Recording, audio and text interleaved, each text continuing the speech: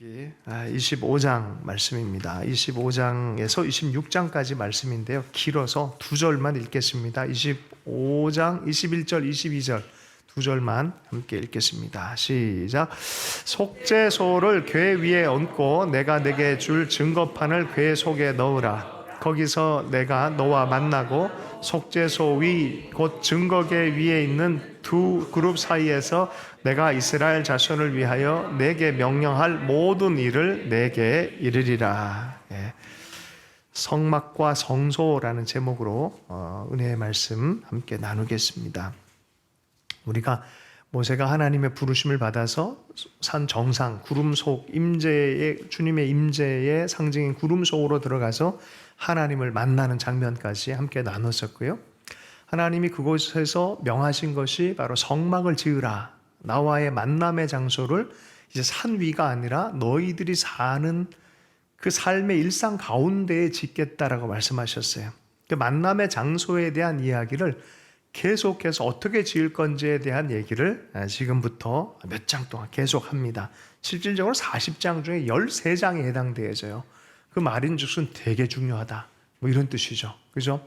출애굽의 이야기도 재미나지만 사실 이게 더 본질이에요. 다이아몬드 링의 다이아몬드에 해당되는 것이 성막과 성소예요. 그러니까 짓는 법을 듣다가 보면은 이게 뭐 아이고 방법만 막 조립 방법만 막 듣다 보면 이게 뭔 의미지라고 헷갈릴 때가 있지만 중간중간에 주님의 마음을 잘 따라가 보면 정말 이게 은혜구나라는 것을 우리가 깨닫기 시작합니다.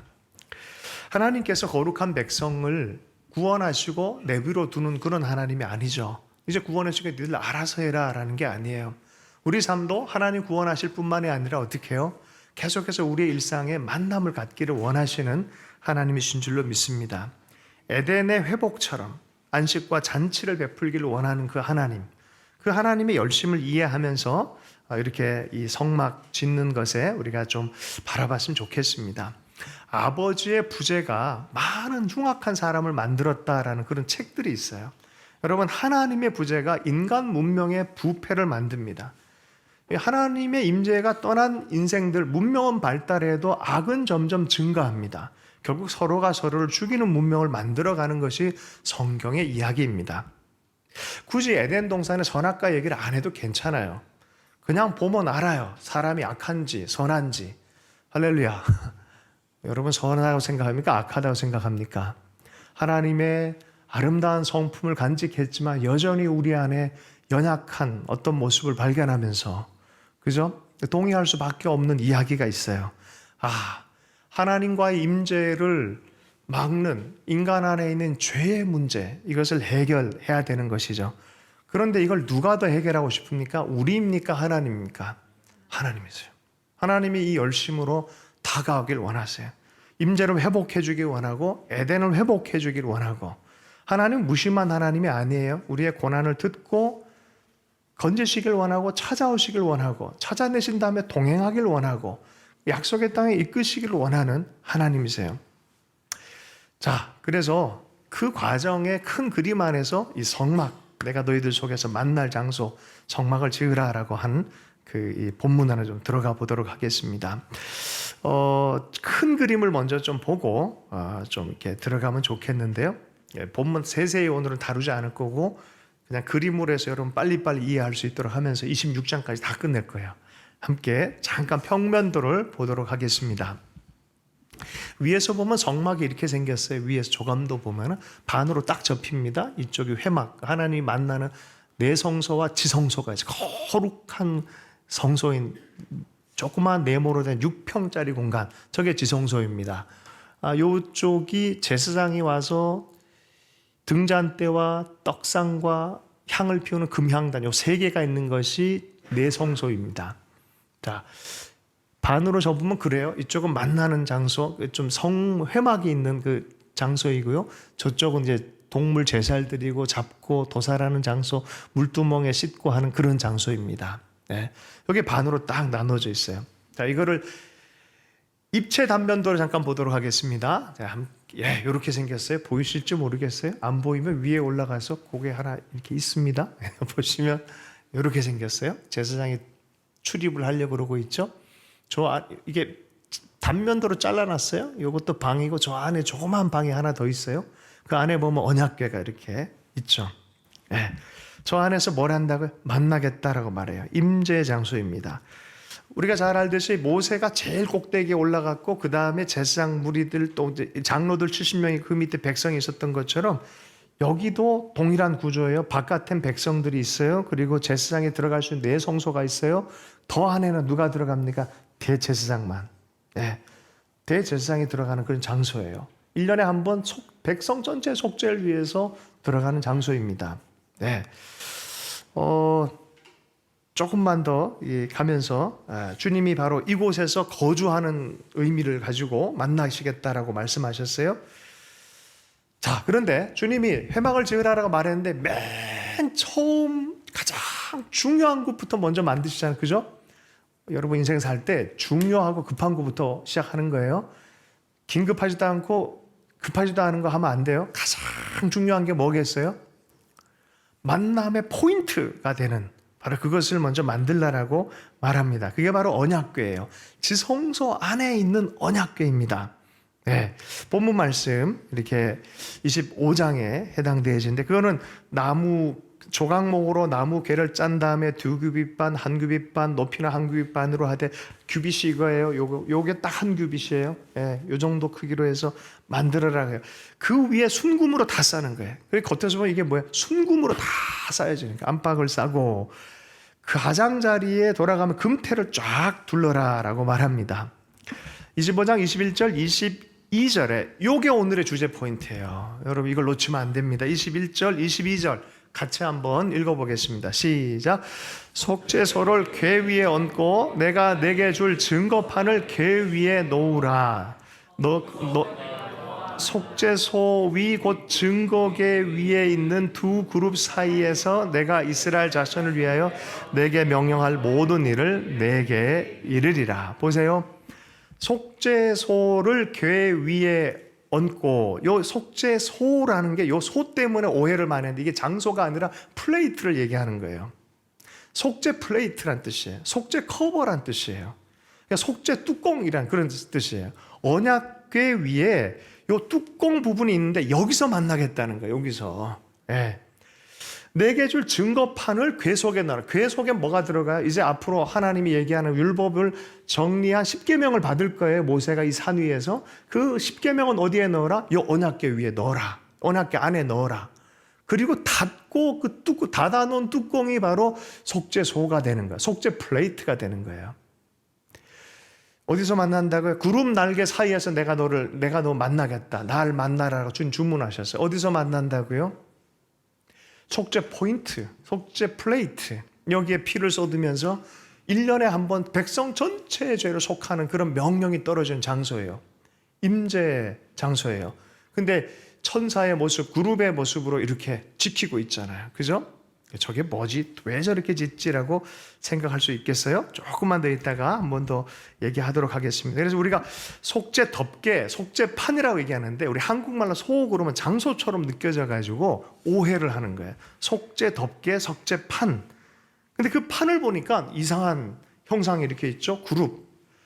천사 같기도 하고 지키는, 보통 보면 왕들을 지키는 어떤 세력이 있는 것처럼 또 하나님을 지키는 어떤 천사의 그룹의 모습들.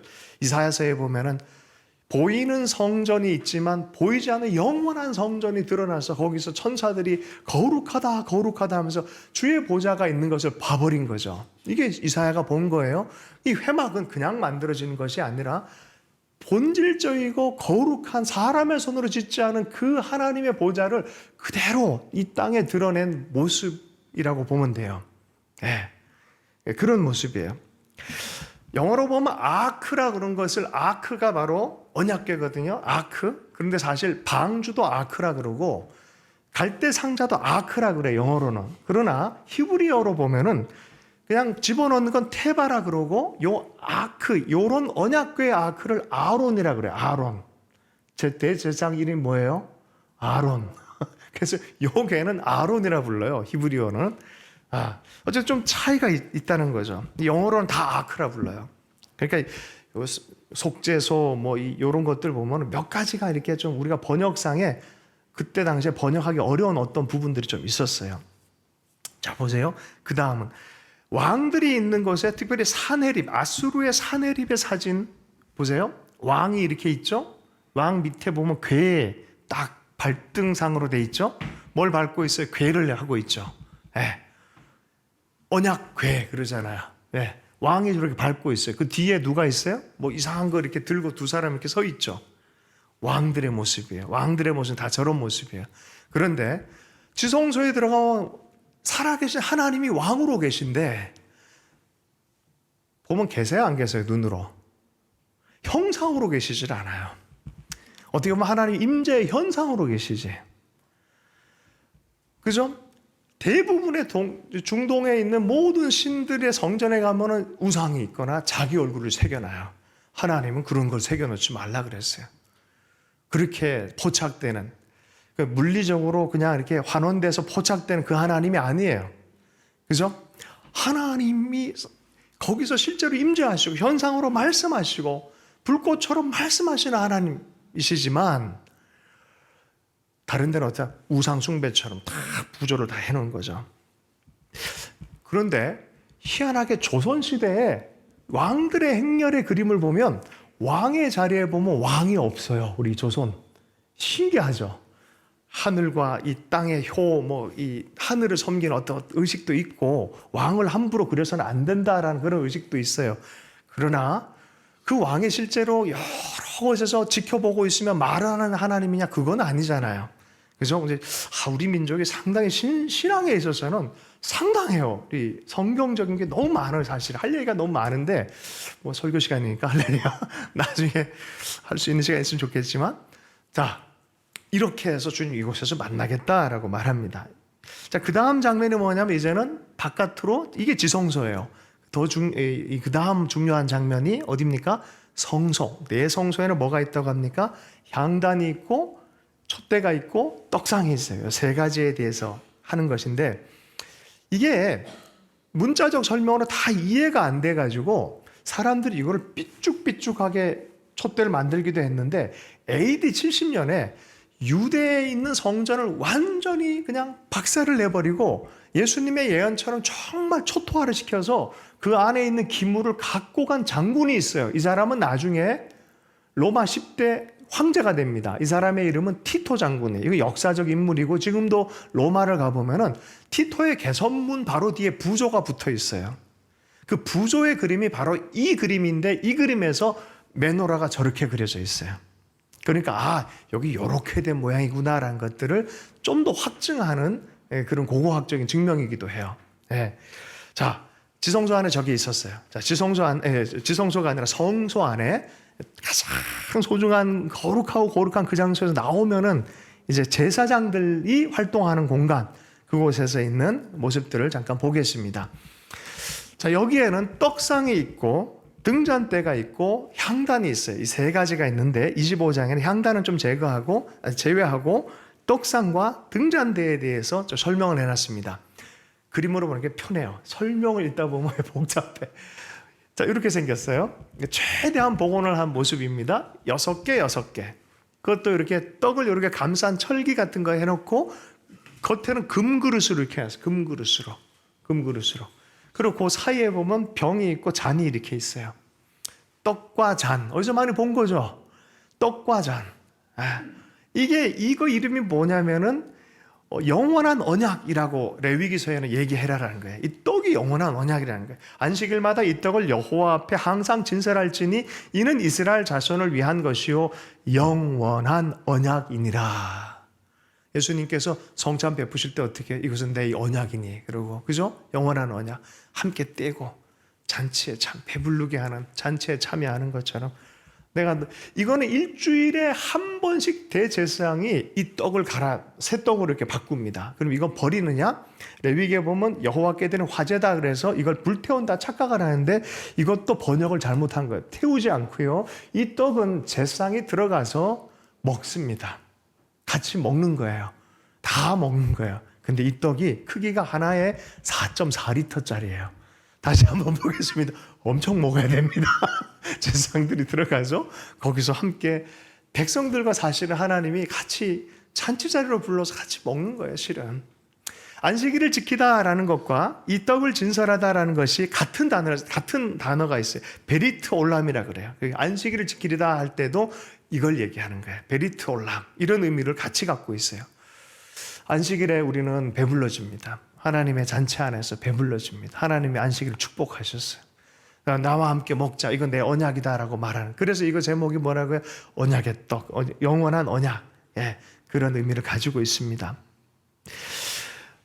레위기 24장 7절 너는 또 정결한 유향으로 그 각 줄에 위에 두어 기념물로 여호와께 화제를 삼을 것이니 라는 이 표현은 태워서 드리는 제사를 삼으라는 그런 소리가 아니라 이쉐란 단어에 잘못 번역했다고 그래요. 그래서 이거를 원래 음식 봉헌물로 삼아라 라는 그런 뜻이에요.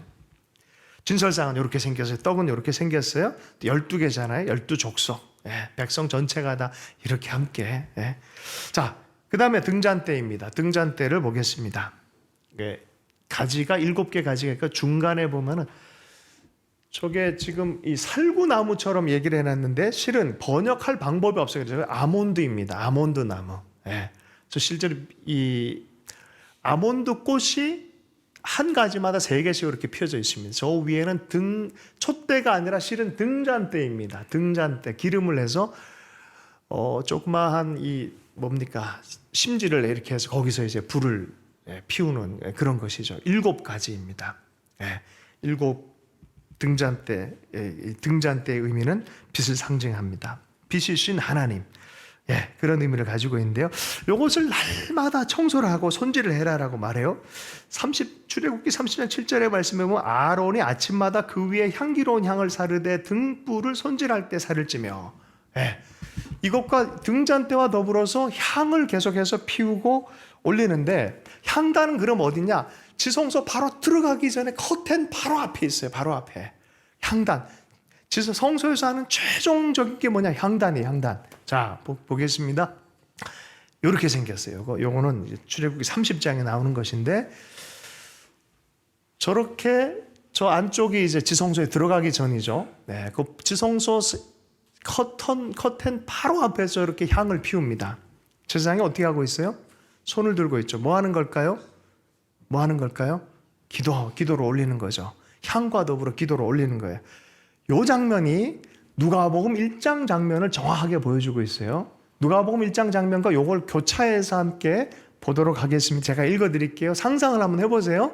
누가복음 제가 읽어만 드릴게요. 요 장면 보면서 제가 읽어드리겠습니다. 마침 사가랴가 그 반열의 차례대로 하나님 앞에서 제사장의 직무를 행할세 제사장의 전례를 따라 제비를 뽑아 주의 성전에 들어가 분향하고 그 다음 뭡니까? 모든 백성은 분향하는 시간에 밖에서 기도하니 백성들은 어떻게? 밖에서 기도하는 거예요. 제사장에 들어가서 분향하면서 기도하는 거예요. 바로 그 시간이 있어요. 분향할 때가 바로 기도의 시간이에요. 백성 모두가 다 기도하는 시간입니다. 그럴 때 뭔 일이 생기냐면 주의 사자가 그에게 나타나 향단 우편에 선지라. 바로 그 저 향단 우편에 천사가 나타났어요. 천사가 나타나서 너에게 아들이 있을 거다. 오늘 하나님께서 그런 은혜가 주시길 축복합니다. 이 말씀 가운데, 기도 가운데 너에게 그리고 그리스도 예수를 예비하는 세례 요한에 대한 계시가 저기서 열리는 거예요. 그리고 들어가면 아까 얘기했던 언약궤 안에서 하나님과의 깊은 만남의 초대가 있습니다. 자, 이런 것이 요한계시록에 계속 향과 기도가 계속 연합해서 일어난 이유가 여기에 있어요. 계시록 5장 8절의 말씀입니다. 함께 읽어보겠습니다. 시작. 그 두루마기를 취하심에 네 생물과 24장로들이 그 어린 양 앞에 엎드려 각각 검은 거와 향이 가득한 금 대접을 가졌으니 이 향은 성도의 기도들이라. 아멘. 향과 기도가 함께 올려지는 거예요. 가지고 들어가서 지성소에서 하나님의 임재를 상징하는 그 구름처럼 향을 피워야 되는 거 향로예요. 갖고 들어가는 게 있어요. 그것도 사실은 기도와 더불어서 올리는 거예요. 요한계시록 8장 3절 4절을 또 함께 읽어보도록 하겠습니다. 함께 읽습니다. 시작. 또 다른 천사가 와서 제단 곁에 서서 금향료를 가지고 많은 향을 받았으니 이는 모든 성도의 기도와 합하여 보좌 앞 금제단에 드리고자 함이라. 향년이 성도의 기도와 함께 천사의 손으로부터 하나님 앞으로 올라가는지라. 예, 기도가 어떻게 해요? 하나님 향기처럼 같이 이렇게 올려지는 거기 때문에 이게 기도하는구나. 얘들이 향을 이렇게 올릴 때 얘들이 기도하는구나 알잖아요. 그죠? 그런 의미인 거예요. 그래서 기도는 하나님께 향기처럼 올라갑니다. 그래서 하나님 기뻐하십니다. 기도해라라고 말하는 것이죠. 그걸 통해서 하나님의 임재와 또 기도를 통하여 하나님께 호소하고 하나님의 임재의 역사가 일어나고 하나님의 명령이 떨어지고 하는 성소와 지성소의 그러한 얘기를 바로 그런 방식으로 나를 만날 것이다 라고 말해주는 것이죠. 자, 그 위에 지붕은 어떻게 됐냐? 이제는 회막의 덮개에 대한 얘기가 26장으로 이제 들어갑니다. 26장의 얘기입니다. 26장 1절에서 14절까지 얘기인데요. 이것도 그냥 빨리 그냥 읽는 것보다 그냥 보면 금방 이해될 겁니다.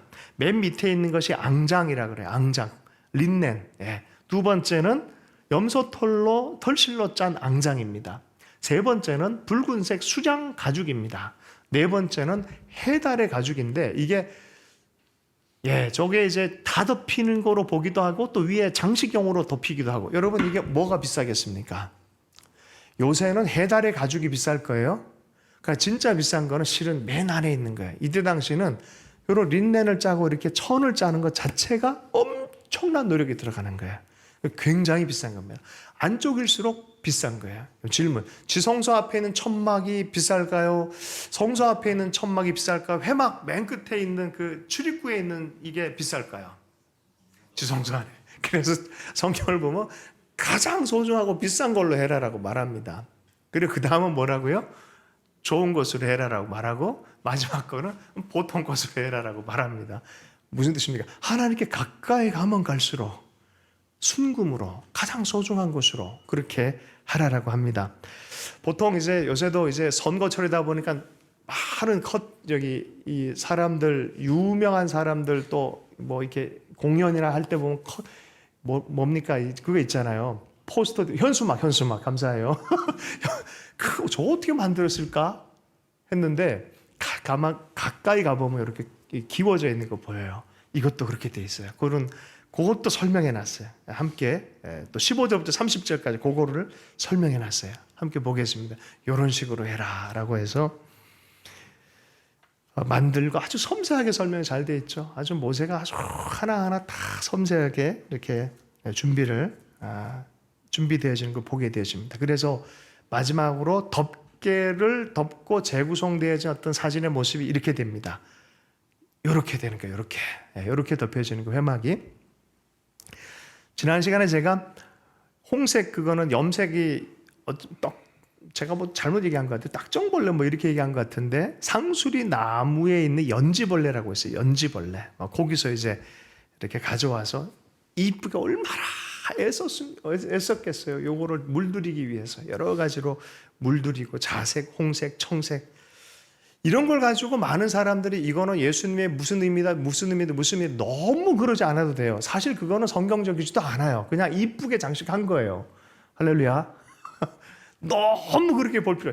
회막 자체가 예수님을 예표하는 거예요, 실은. 그런데 이걸 또 그렇게 할 필요까지는 없는데 너무 이렇게 사모하는 마음이 크다 보니까 너무 영적으로 해석하려고 그래서 아름답게 만든 것이다. 최선을 다해 그때 당시에 아름답게 만든 것이다. 이 정도로 이렇게 하면 좋겠습니다. 그러나 성막 자체는 실질적으로 예수 그리스도를 모형하고 있다는 거예요.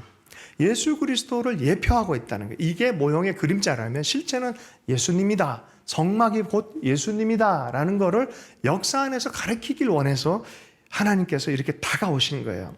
히브리서 1장 3절의 말씀입니다. 이는 하나님의 영광의 광채시요 그 본체의 형상이시라.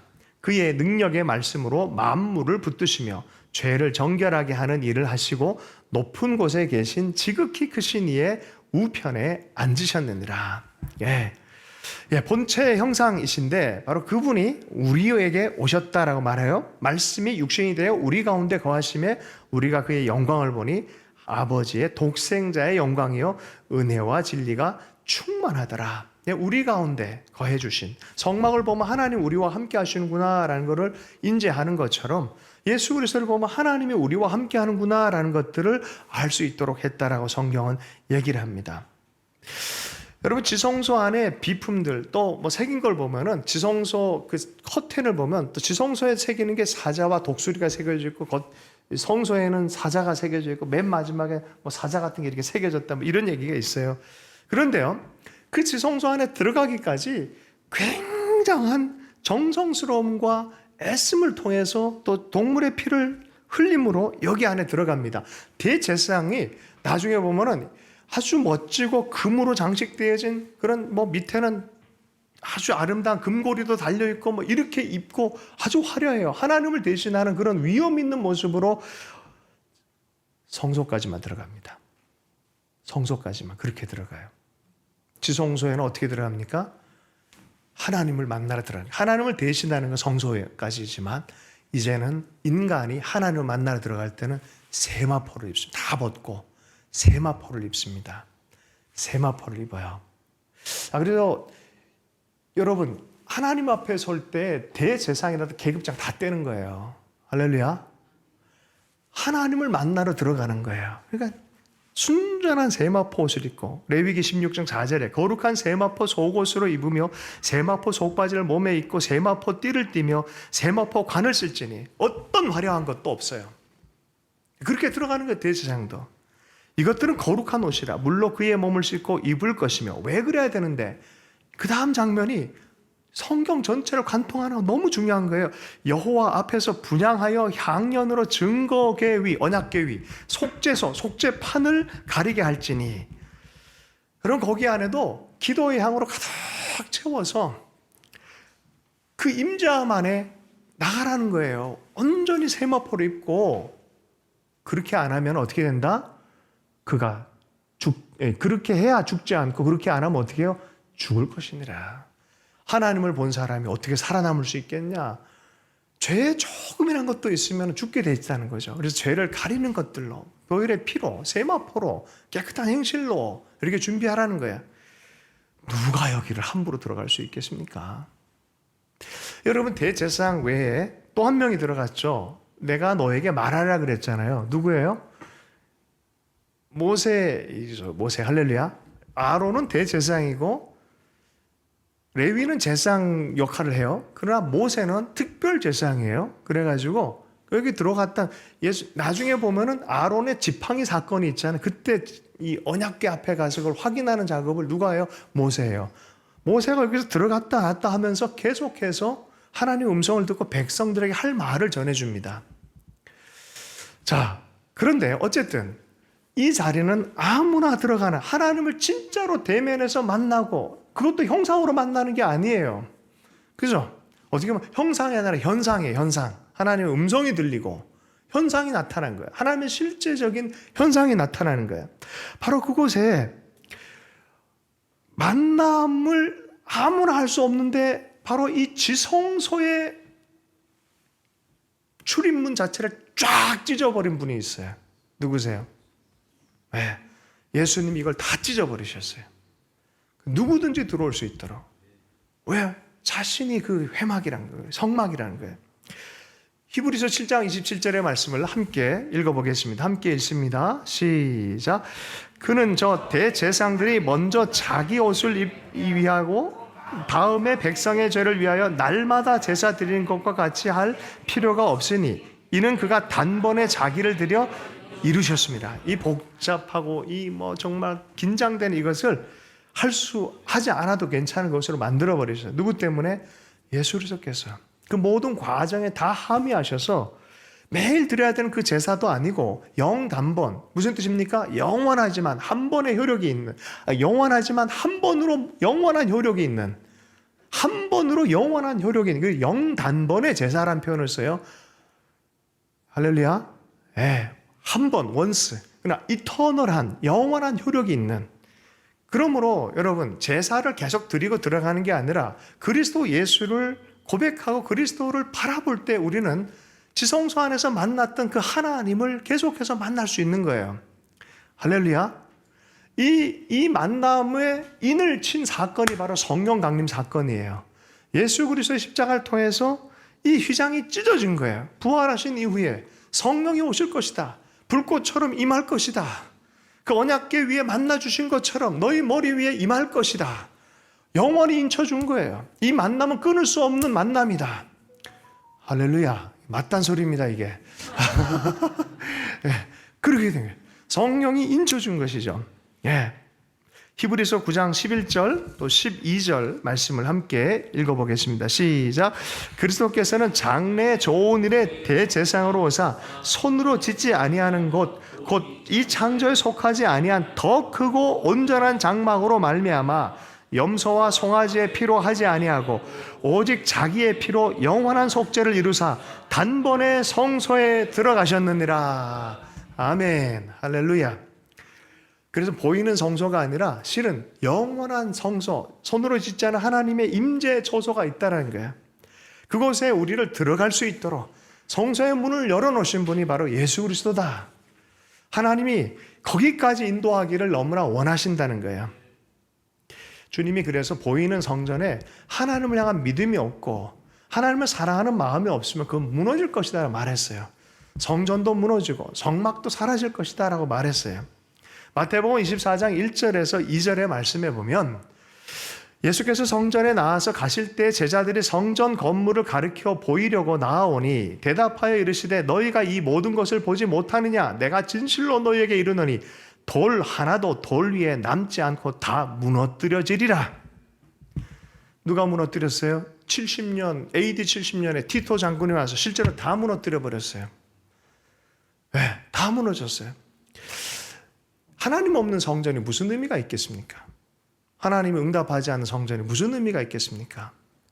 하나님의 임재가 없고 응답의 역사가 없는 종교 생활이 무슨 의미가 있겠습니까? 그죠? 그런 거예요, 그런 거. 이제는 그리스도 안에서 만나라라고 말하는 거예요. 제가 이것을 설교 준비하고 묵상 도중에 이 설교 예화 하나가 이렇게 탁 왔는데 묵상할수록 참 이분 참 대단한 분이다라고 하는 생각이 들었어요. 연기인 중에 연세가 많은 분들은 좀 알 거예요. 임채무 씨라고 아세요? 임채무란 분이 계신데 80년대 90년대 엄청난 배우였죠. 네. 그때 F4 중에 한 명이었어요. 이분이 하루에 1,000만 원씩 벌었답니다. 뭐 하여튼 그때 그랬대 그때. 근데 이분이 요새 빚을 많이 지면서까지 자기 희생을 하면서 어떤 일을 하고 있더라고요. 그게 뭐냐면 두리랜드라는 거를 만들었어요. 아이들이 와서 즐거움으로 놀 수 있는 그런 공간을 만들었는데 여기 돈이 많이 들어가요. 또 왜 이거 만들었냐 했더니 한 번은 이렇게 갔는데 8,000원이 없어서 부모랑 자식이 함께 들어오질 못하는 거야. 그 모습을 보고 이건 아닌 것 같은데 싶어서 무료로 입장할 수 있는 그런 두리랜드를 만들기 시작한 거예요. 그리고 이것 때문에 돈을 꼬라박는데 엄청 자기 아파트에 몇 채 있었는데 그걸 다 여기다 이렇게 집어넣고 그리고 자기는 그 두리랜드 화장실에 부인이랑 같이 그냥 침대 하나 이렇게 해놓고 그냥 그러고 겨울을 나고 그러면서 서로의 얼굴 보면 즐거워하고 기뻐했다는 거예요. 왜요? 왜라는 질문에 아이들의 웃음소리라고 얘기를 하는 거야. 아이들의 그 웃음소리. 자기는 그 일상이 보답이라는 거예요. 그냥 그렇게 일상을 살아가는 것. 예. 이야, 대단하다. 여기 찾아봤어요, 제가. 이 종교가 분명히 있을 거다. 이 사람은 분명히 예수님 사람이 맞아요. 예, 맞아요.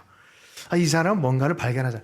제한구역을 만들지 않고 자유구역을 만들기를 원하는 거예요. 아이들에게 다 열린 제한해서 너희들은 못 들어와. 우리만 특권층이야. 이게 아니에요. 하나님 마음이 이게 아니에요. 누구든지 들어와서 이곳에 와서 웃음을 회복하고 기쁨을 회복해라라는 것이죠. 주의 십자가가 우리를 향해서 그렇게 말하고 있지 않습니까? 들어와라. 누구든지 들어와라. 그리스도를 바라보는 자들은 누구든지 들어올 수 있다라고 말하는 거죠. 그래서 이것을 새롭고 산 길 대신 예수님이라고 표현하는 거예요. 새롭고 산 길이 되신 예수님. 히브리서 10장 19절에서 20절까지의 말씀을 읽겠습니다. 10장 19절에서 20절까지의 말씀입니다. 함께 읽겠습니다. 시작. 그러므로 형제들아 우리가 예수의 피를 힘입어 성소에 들어갈 담력을 얻었나니 그 길은 우리를 위하여 휘장 가운데로 열어놓으신 새로운 살 길이요 휘장은 그의 육체니라. 아멘. 그가 그를 찢으셔서 하나님을 만나는 그 길을 열어주셨다는 거죠. 하나님의 열심이에요. 인간의 열심이 아니에요. 우리가 열심히 한다고 열리는 문도 아니에요. 거기는 주님이 열어두신 길이에요. 이것이 복음이고 예수 그리스도 안에서 우리가 보는 것입니다. 그리고 약속대로 하나님의 임재가 우리에게 회복이 돼서 그게 성령 사건입니다. 그리고 계속해서 추적합니다. 광야의 길 가운데 위험한 길이지만 하나님의 임재의 상징 회막이 계속해서 중간에서 같이 이동을 합니다. 때로는 시험거리도 있고 연약함도 있지만 여전히 그 임재는 떠나지 않고 하나님의 열심으로 계속 갑니다. 저는 그런 생각을 해봐요. 철든 신앙인은 어떤 신앙인일까?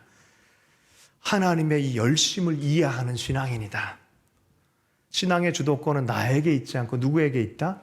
하나님께 있다. 하나님의 열심, 하나님의 주도권, 하나님이 사랑해서 나와 더 거하길 원하고 나에게 계속해서 찾아오시고 다가오시고 구원하기를 기뻐하는 하나님, 이것을 이해해서 반응하는 것이 믿음입니다. 이것 자체를 믿지 않는 사람들이 있어요. 여러분, 하나님은 구원의 사랑의 열정을 가지고 계신 분인 줄로 믿습니다. 광야의 성막과 성소를 지어라라고 말하는 것이죠. 만남을 회복해라라 말하는 것입니다. 처음에 신앙생활 하다 보면 갈대상자를 띄울 때가 있어요. 이게 될지 안 될지 모르지만 하나님 진짜 잘 모르지만 하나님 띄웁니다 하고 할 때가 있어요. 그런 믿음이 있어요. 그러나 신앙의 성숙하면 성숙할수록 이것조차도 주의 손 안에 있는 걸 확신합니다 라고 하면서 모험의 여정을 떠날 수도 있어요. 하나님의 믿음에 대한 믿음이 생기는 거예요. 어디로 가든 무엇을 하든 떠나지 아니하시고 함께 동행하시는 하나님을 이해하는 것이죠. 여러분, 어떻게 보면 인생은요 여정이에요. 그래서 철로 역정, 신앙도 여정입니다. 하나님과 구원의 여정을 시작했으면 끝날 때까지 동행하는 것입니다. 그리고 하나님께서 인도하는 것을, 갈대상자는 결국은 하나님의 섭리 안에서 인도함 받는 것을 경험합니다. 제가 포엔센터를 위해서 설교하지는 않습니다. 포엔센터 이번에 제목이 갈대상자 포엔이에요. 기억은 하십시오. 기도도 하시고. 자, 하나님의 응답이 있고 섭리가 있는 것을 그 임재를 통해서 날마다 확인하는 것이에요. 이거 바로 에덴 동산에서 아담과 하와가 잃어버렸던 거예요. 실은 아담과 하와는 에덴 동산에 제사장 같은 부르심이 있었어요. 하나님과 늘 만나고 땅 전체를 축복하고 하는 그런 직임이었는데 이걸 잃어버렸단 말이죠. 예배를 잃어버렸어요. 만남을 잃어버렸어요. 그러나 만남이 시작되어지고 예배를 통하여 만남이 시작되어지고 하나님과의 만남이 시작되어짐과 동시에 하나님부터 오는 영향력이 내 삶에 침투하기 시작할 때 우리의 삶을 하나님이 이끄시는 대로 가서 결국 하나님의 목적에 도달하게 돼 있어요. 내 목적이 아니라 누구의 목적이 하나님의 목적에 도달하게 돼 있어요. 여러분, 신앙의 지향을 바르게 하길 축복합니다. 하나님은 우리 각 사람과 공동체와 나라 가운데 민족 가운데 목적을 갖고 계세요. 그 하나님의 목적에 도달하는 것이 목적이지 내 것을 무언가 관철시키는 것이 신앙의 목적이 아닙니다. 그건 어릴 때 하는 것이에요. 그걸 용납해 주세요. 하나님 처음에는 너무 가까이 계신 것처럼 다 들어주신 것처럼 착각을 해요. 할렐루야. 실제로 그러시기도 합니다. 그러나 신앙이 많은 말씀, 더 깊어지면 깊어질수록 하나님이 이끄시는 목적에 이끌리는 것이 내 삶이라는 걸 깨닫습니다. 여러분, 에베소 1장 12절의 말씀에 바울이 이렇게 얘기를 합니다. 함께 읽어보겠습니다. 시작. 이는 우리가 그리스도 안에서 전부터 바라던 그의 영광의 찬송이 되게 하려 하심이라. 그리스도 안에서 회복되어진 모습이 뭡니까? 영광의 찬송입니다. 우리의 인생의 최종 목적이 뭐가 되겠습니까? 하나님께 영광의 찬송이 되는 거예요. 삶의 이야기가 하나님께 영광의 찬송이 되는 거예요. 조금 쉽게 얘기하면 간증하는 거예요. 하나님을. 내 삶은 하나님을 간증하는 삶이다. 이렇게 열매 맺기를 원하는 거예요. 하나님을 드러내는 게 간증 아니겠습니까? 하나님의 영광을 드러내는 찬송이 되는 거예요. 내 삶의 스토리가 하나님의 찬송의 이야기다라고 사람들이 보게끔 하려는 것이 목적입니다. 하나님 보기에도 널 보니까 기쁘다라고. 네. 히브리서 11장 6절의 말씀입니다. 믿음이 없이는 하나님을 기쁘시게 하지 못하나니 하나님께 나아가는 자는 반드시 그가 계신 것과 또한 그가 자기를 찾는 자들에게 상 주신 이심을 믿어야 할지니라. 네, 하나님이 계시다. 이런 하나님이 계시다. 그 안에서 무엇을 경험합니까? 하나님의 열심, 하나님을 신뢰할 만한 분, 하나님께 의탁할 만한 분, 하나님이 나를 끝까지 포기하지 않고 사랑하신다라는 이 회막 안에서 그걸 원하는 거죠. 하나님이 회막을 주시고 만나길 원하고 말씀을 두고 말씀 중에서 살아가는 게 뭡니까? 결국 그렇게 살아가다 보면 너희들 백성이 변화가 나타날 거란 거예요. 이거 중요합니다. 보세요. 내가 나를 변화시키는 게 아니에요. 우리 삶은 어떻게 변화가 나타나냐면 하나님과의 만남과 예배를 통해서 변화가 자연스럽게 나타나는 거예요. 내가 하나님 앞에 무릎 꿇고 하나님과의 깊은 친밀함으로 나아가는 만큼 내 삶은 자연스럽게 변화가 나타나게 돼 있어요. 할렐루야. 완벽하지는 않지만 그렇게 한 걸음 한 걸음 하나님의 임재로 인해서 변화가 나타나기 시작합니다. 그럴 때 우리에게 필요한 것들도 하나님 또한 필요하면 공급해 주기도 하고 막힌 것이 있으면 하나님께 뚫는 길도 열어주시기도 하고 그런 것들 경험하면서 나아가는 것이죠. 문제는 이 성막의 목적은 하나님의 임재 영광이 내 삶과 함께 하는 것을 경험하기 위한 거고 알기 원하는 거예요. 백성과 함께 하는 걸 원하는 거예요. 내 삶은 하나님과 함께 하는 인생이라는 거예요. 회막이 있는 거예요. 여러분, 하나님 없이 사는 인생은 이런 임재와 목적을 모르고 살아가는 인생들입니다. 좌충우돌하고 그 목적이 없기 때문에 그냥 기다리는 그 자체를 목적으로 삼는 사람도 있고요. 여전히 갈 바 몰라서 헤매는 사람들 많이 있습니다. 세상적 세계관들이 많이 생깁니다. 그 틈에 종교라는 것도 생깁니다. 그러나 하나님을 만난 사람들은 이것이다라고 말할 수밖에 없는 것입니다. 출애굽기 26장 26절에서 28절에 보면은 저 안쪽에 성막의 뼈대가 되어주는 판때기들을 쫙 세우는 것들을 보여줍니다. 이것도 그림으로 한꺼번에 보면서 마무리하도록 하겠습니다. 이렇게 세워요. 이렇게 출입문 쪽이고 또 이렇게 벽들을 세울 때 이렇게 해라. 나무 조각목으로 이렇게 다 이렇게 하는데 그 하나하나 잘 붙어 있도록 나무띠로 쫙 하라는 거예요. 나무띠로 저렇게 붙여놔라라고 말합니다. 골로새서 3장 14절에 보면은 사도 바울이 교회가 이렇게 성전과 같다라고 표현하시면서 또 교회는 어떻게 이렇게 전체가 연합되어지냐라는 부분에 이렇게 표현합니다. 이 모든 것 위에 사랑을 더하라. 이는 온전하게 매는 띠니라. 성소 가운데 이런 걸로 띠로 쫙 묶었던 것처럼 하나가 되게 해라라고 말합니다. 그러면 온전한 회목 아니겠어요? 예수 그리스도가 하나님의 성전, 하나님의 집, 모퉁이 돌이라면 우리가 다 성전을 지어가는 사람들이다라고 고린도서에서 얘기를 합니다. 성소를 지어가는 삶이 돼야 돼요. 여러분, 우리 인생은 성소를 지어가는 삶이에요. 내면의 성소가 있어요. 가정의 관계의 성소고 교회의 관계의 성소 안에 하나님이 머무는 임재가 나타나는 공동체를 계속해서 경험하고 세워가는 것이 또 주님의 뜻인 줄로 믿습니다. 이것을 묵상하다가 우리 개인적으로 보면 정말 내 마음 안에 이 성소는 잘 지어가나라는 부분에 우리가 늘 들어오면서 묵상하도록 붙여놓은 그림을 함께 좀 묵상해 봤으면 좋겠다는 생각이 들었어요. 렘블란트의 그림. 인생의 초반에는 정말 잘 나갔어요, 이 사람이. 그리고 중반 때부터 가족 다 잃고 고생을 너무 많이 합니다. 그리고 가지고 있던 재산 다 탕진하고 몸은 시력마저도 잃을 지경이 되어지고, 그리고 인생의 말년이 돼서야 이 그린 그림이 바로 저 그림이에요. 명화 중에 명화입니다. 당자의 귀향. 근데 이 얼굴마다 자기의 삶의 여정과 같이 이렇게 그려져 있는 거예요. 삶의 여정. 결국에는 뭡니까? 여러분, 삶을 보면 굉장히 분절적으로 보여요. 이땐 이랬고 저땐 저랬고 이땐 이런 목적으로 살아가고. 근데 그림 하나를 딱 보면은 이제 다 통합되어진 눈이 하나 보여요. 그게 뭐예요? 하나님의 사랑에 초점 맞추어서 인생 전체를 해석하고 있는 거예요. 여러분, 인생의 진짜 성공은 뭘까요? 내가 바라던 걸 성취하는 걸까요? 하나님의 사랑 안에서 하나님의 만남만큼 그 임재함 안에서 하나님을 사랑하여 하나님처럼 변화한 그 마음 안에서 이미 그런 마음이랑 내 마음 안에 하나님과 만나고 있는 증거인 거죠. 그죠? 아마 인생이 너덜너덜해졌을 거예요. 다 망가졌을 거예요. 그러나 그 렘블란트를 봤던 모든 사람들은 아마 다 인지했을 거예요. 거룩한 하나님의 영이 이와 함께 있다. 그림을 통해서 우리가 보는 것처럼 거룩한 하나님의 영이 그 하나님의 사랑이 무엇인지를 아는 사람이 여기에 있다. 여러분 인생이 정말 말년이 돼서 노인이 돼서 누군가가 내 삶 안으로 다가왔을 때 하나님의 사랑의 임재를 얘기해 주신 사람 되게 축복합니다. 이게 우리 인생의 최종 고울이 돼야 돼요.